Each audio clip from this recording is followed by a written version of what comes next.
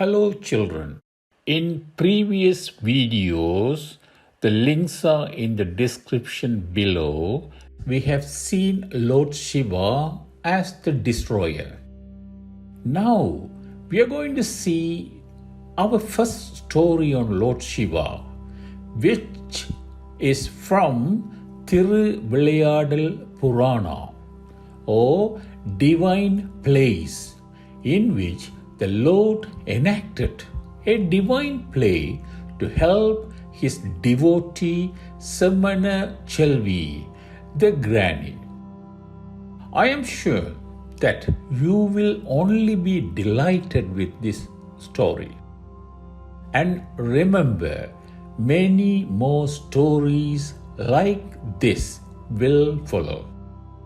Shall we now move into the story? Lord Shiva and the poor old lady.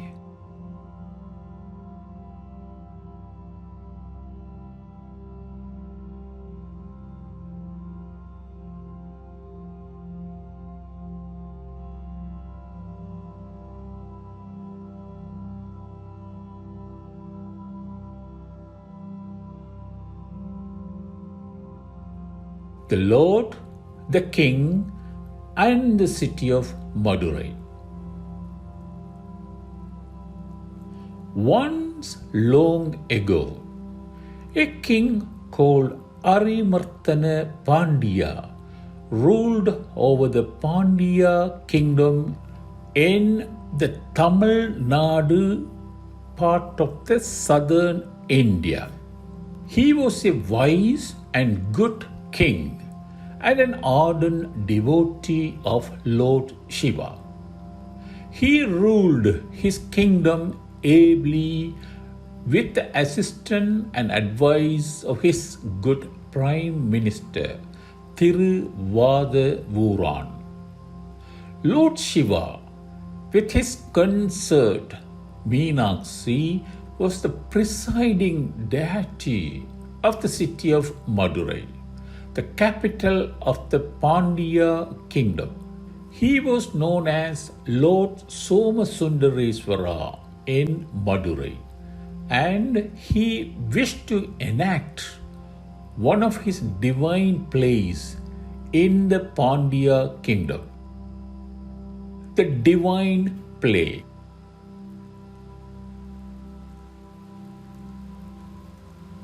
As a result of his divine play, the river Vaigai, which adorned and cradled the city of Madurai, transformed into a big flood.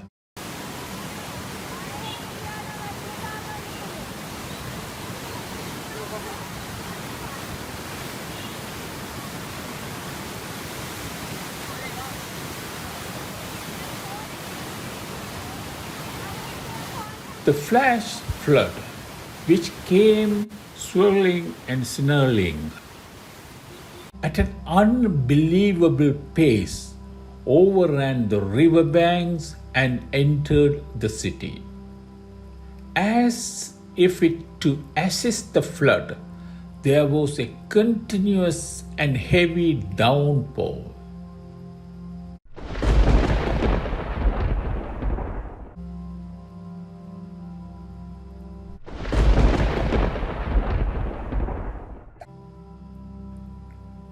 The whole city was submerged in the rainy darkness.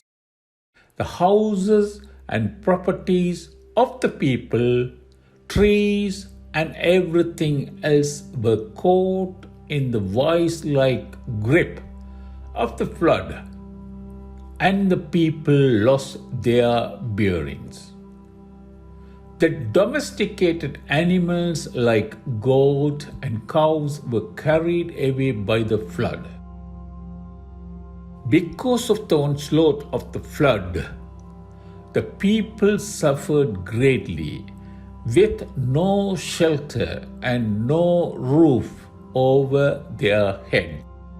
The king and his subjects, stricken with grief, where would the people go to complain about their sorrows? Is it not the king, the guardian of the people? Hence, the people of Madurai ran to their king's palace. Standing at the palace entrance, they wailed, "O king, we are in danger. Please do save us." King Arimartana Pandya heard the cries of his people and came running to the palace entrance. "O king, the river Vaigai is overflowing.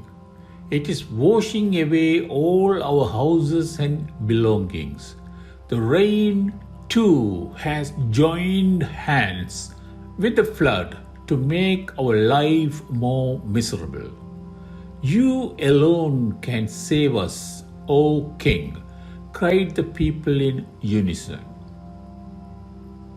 "Do not worry, I will make necessary arrangement to reconstruct the banks of the river. Wherever the flood has found its way through," the king reassured his people and asked them to return in peace. The king's decision. King Arimartana Pandya called his ministers, lieutenants, and other court officers together and held discussion with them. The banks of Vaigai are very long. Unless we heighten the banks immediately, there will be great damage.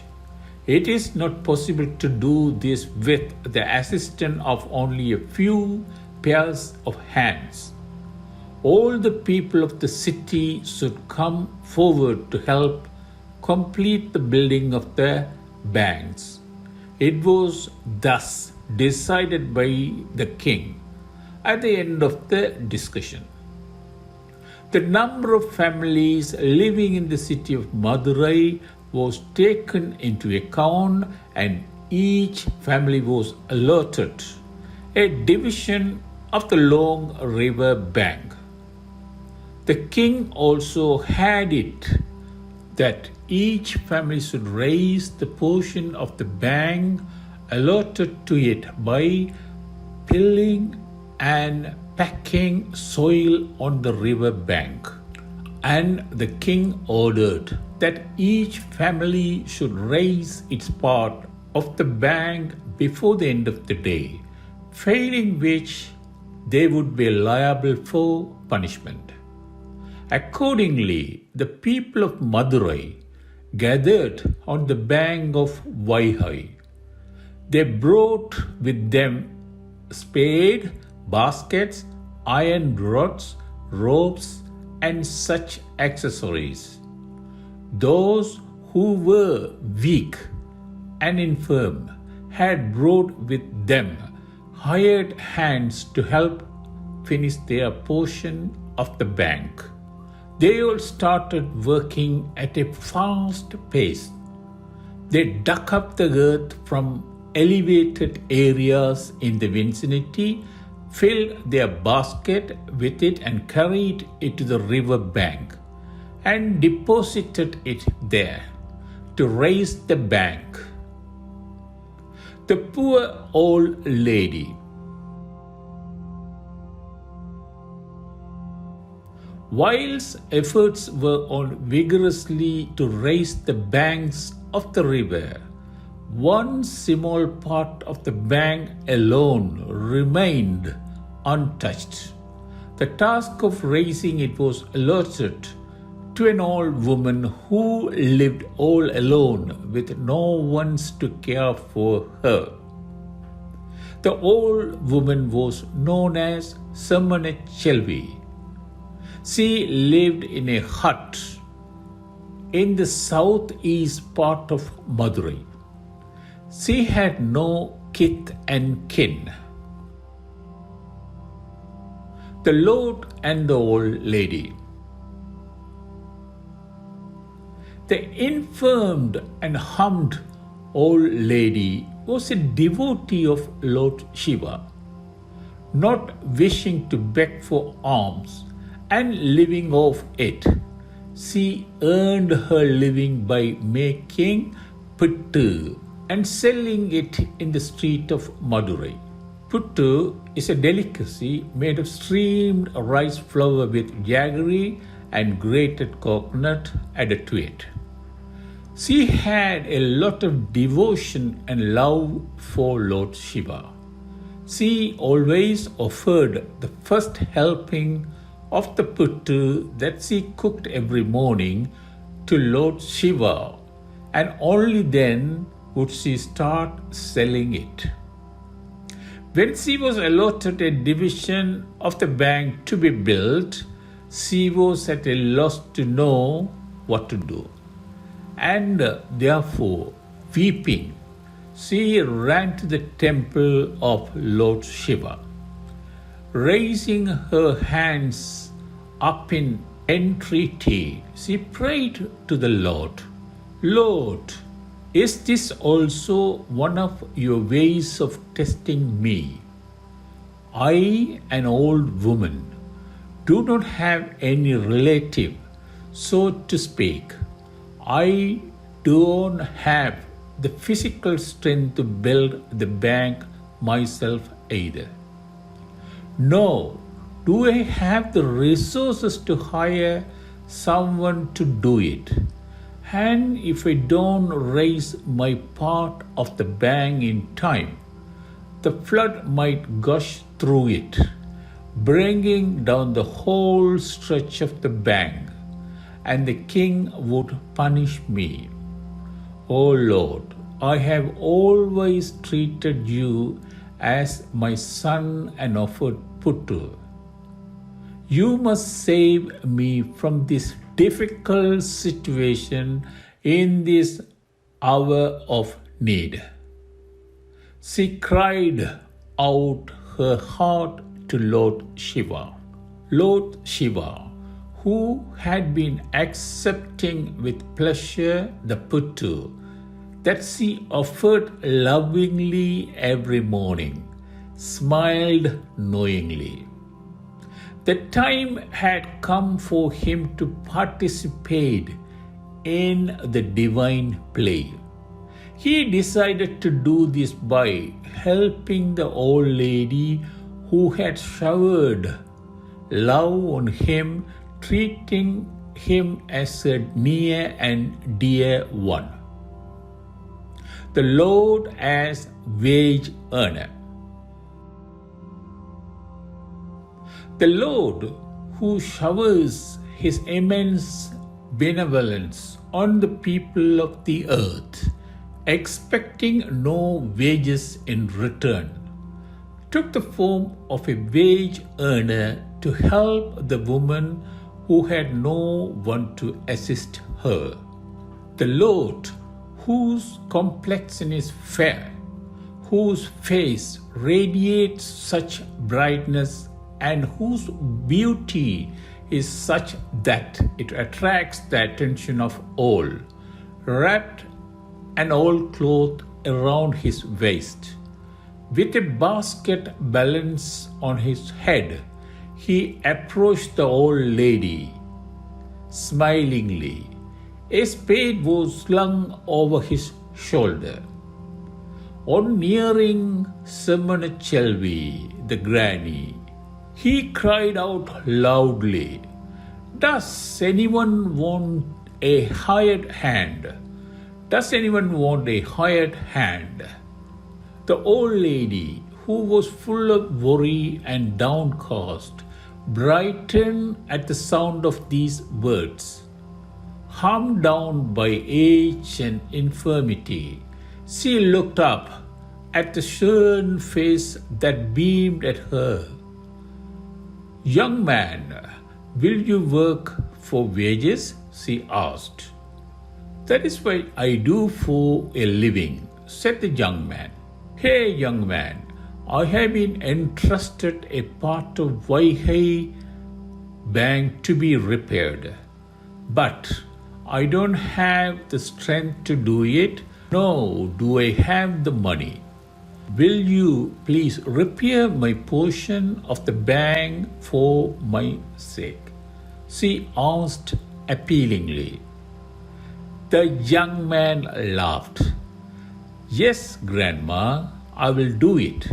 But what will you give me as wages? He inquired her. Young man, I don't have the money to give you wages, but I shall make steaming hot puttu to satisfy your hunger, and that will be your wages, she replied. All right, Grandma, I shall accept your puttu as my wages. I am very hungry right now. If you give me some steaming hot puttu now, I shall eat it and set to repair your part of the bank, said the Lord. Samanachelvi was delighted. She ran to fetch the necessary things. Sitting under a tree on the bank of the river, she lighted the fire and speedily baked delicious puttu and served the divine young man affectionately. Sitting in the shade of a mahila tree, the young man ate the puttu. When he had his fill, he said, Okay, Grandma, my hunger is satisfied. Now I shall repair your allotted part of the river bank within seconds and then come back to you to get more puttu as the rest of the wages. The young man at work. Saying this, he walked speedily towards the bank of the river Vaigai. Work was in full swing on the bank of the Vaigai. The young man went to the overseer who was supervising the bank construction work and registered his name, saying that he had come to do the work on behalf of the Granny Samanachelvi. The young man then tightened his waistcloth and started work. But the manner in which he conducted his work was strange and playful. He would dig up the soil and fill his basket with it. Then he would try lifting the basket. Saying that it was too heavy, he would drop the soil, fill the basket again with lesser soil, and take it to the river bank where he would deposit it. Then he would go to sleep in the shade of the trees like one who had worked very, very hard. After dozing for some time, he would get up and eat some of the puttu he had brought with him. Then he would work for some time. In this manner, he worked, dallying, taking his own time. The young man and the king's men. In the evening, the overseer came round, supervising the construction work. He noticed that only Samanachelvi's portion had not been repaired. He realized that because of it, there was a great danger of the whole bank giving way under the impact of the flood, and this made him furious.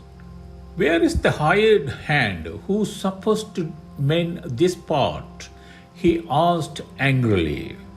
The people and the soldiers pointed out to him the celestial young man who was sleeping in the shade of a tree, a little distance away. Drag him here, ordered the overseer, and the soldiers woke the Lord up from his sleep and brought him to the overseer. Hey, you are the hired hand appointed to close Samanachalvi's portion. Am I right? The overseer asked. The Lord nodded with a beatific smile on his face. Then why have you been wasting your time, loitering and sleeping instead of finishing the work given to you? He demanded.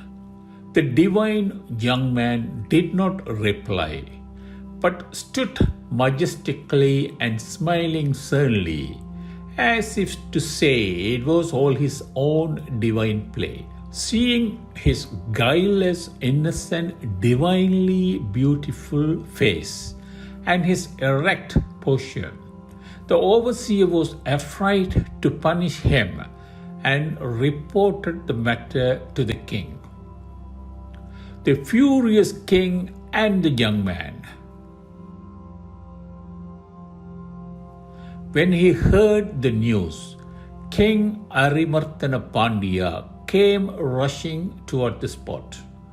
He too hesitated for a fraction of a second on seeing the heavenly beauty of the young man.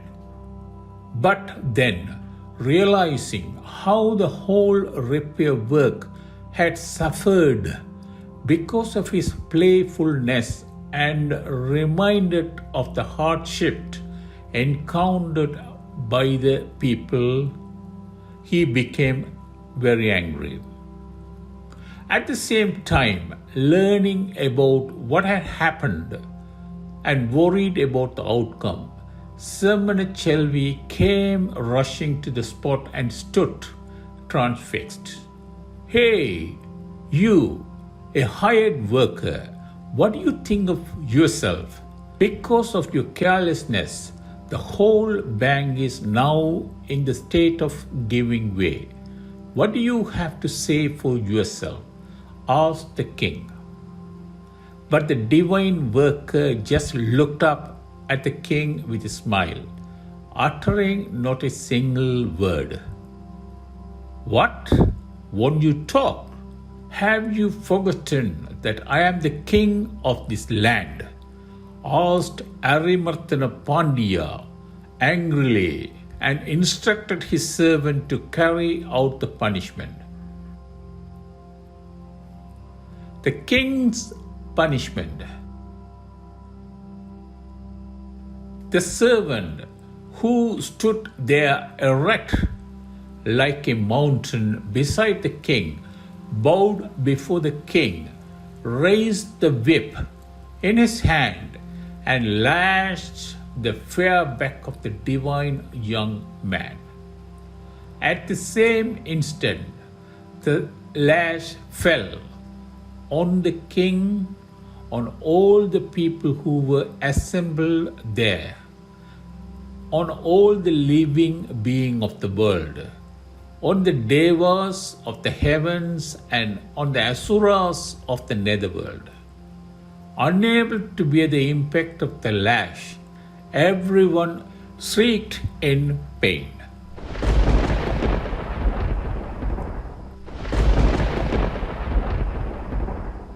At that moment, the rain which had been lashing the city for many days stopped, and the flood subsided in an instant.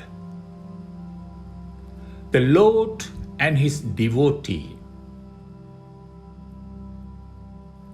a heavenly chariot came down from the skies and landed near the old lady, who had been watching everything that had happened there with tears in her eyes. Overwhelmed with devotion, the Granny Samanachalvi boarded the chariot and it lifted into the skies and disappeared from sight. Arimartana Pandya and the people who had been watching all these in a daze realized that it had been the Lord himself who was amongst them. They realized their folly and wept for forgiveness. Lord, please forgive us, they lamented. At that instant, Lord Shiva appeared in the skies in the midst of the radiant cloud with his consort Uma Devi. Arimartana Pandya, I wished the whole world to know about Samana Chelvi's devotion and hence this divine play of mine, said the Lord in a thundering voice, and blessing them all, vanished. The king and his people, overwhelmed on hearing the divine voice of the God, praise his benevolence.